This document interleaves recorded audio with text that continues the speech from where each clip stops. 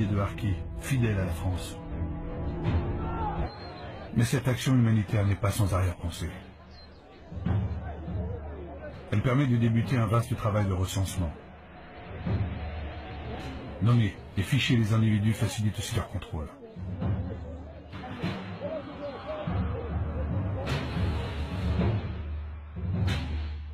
Dans ces villages, les militaires vont armer des bénévoles. Ce sont les groupes d'autodéfense. Chaque volontaire reçoit un fusil. Un simple fusil de chasse. Un fusil et une mission. Interdire toute approche des maquisards de la LN. Mais ce village, c'est encore un coin de France. Et comme dans toutes les guerres, l'étendard doit être levé. Fidèles patriotes français pour les uns, traîtres algériens pour les autres. Les hommes de cette armée improbable, et pourtant si fiers, s'engagent sans le savoir vers leur tragique destin. La deuxième zone créée par les militaires est la zone de pacification. Là encore, le ministre vient lui-même armer la population pour qu'elle se défende de la LN. On lui fait allégeance, on lui baise la main. Lacoste, l'ancien résistant, n'a pas compris que l'ordre du vieux monde est en train de changer.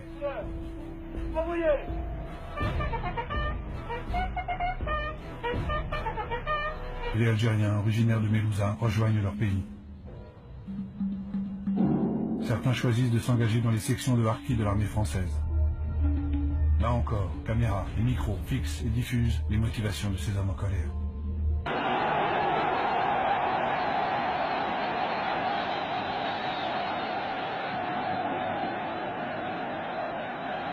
Je vous ai compris.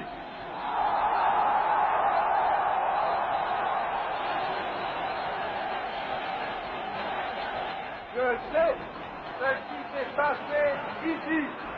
Je vois ce que vous avez voulu faire. Je vois que la route que vous avez ouverte en Algérie, c'est celle de la rénovation et de la fraternité.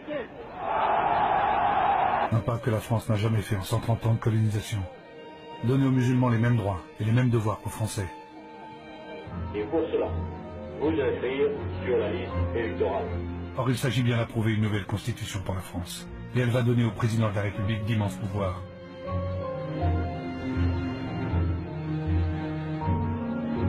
L'évolution, c'est que tous les Algériens musulmans peuvent s'exprimer. La pleine citoyenneté leur est accordée enfin. Et pour la première fois de leur vie, les femmes musulmanes ont le droit de voter.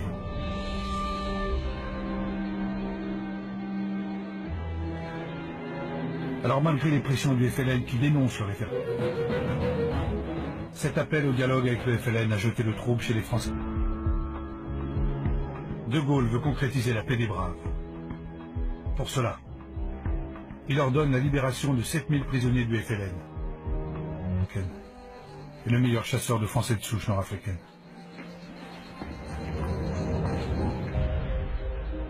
De Gaulle est-il en train de gagner la guerre? L'armée de libération nationale est considérablement affaiblie et sans ambiguïté. 6 millions de votants répondent oui et à peine 16 000 répondent non.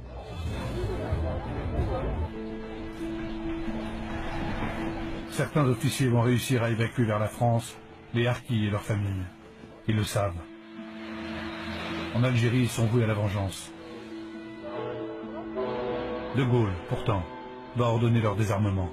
Il craint en effet que l'OAS ne récupère les Harkis dans ses rangs.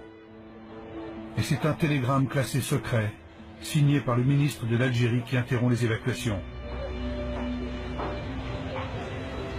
Demande à haut-commissaire de rappeler que toute initiative individuelle tendant à installer en métropole des Français musulmans sont strictement interdites. Aviser tout chef SAS et commandant d'unité. Après l'indépendance, des dizaines de milliers de Harkis vont être massacrés par le FLN, qui les considère comme des traîtres. C'est l'une des profondes et douloureuses cicatrices de cette guerre qui s'achève.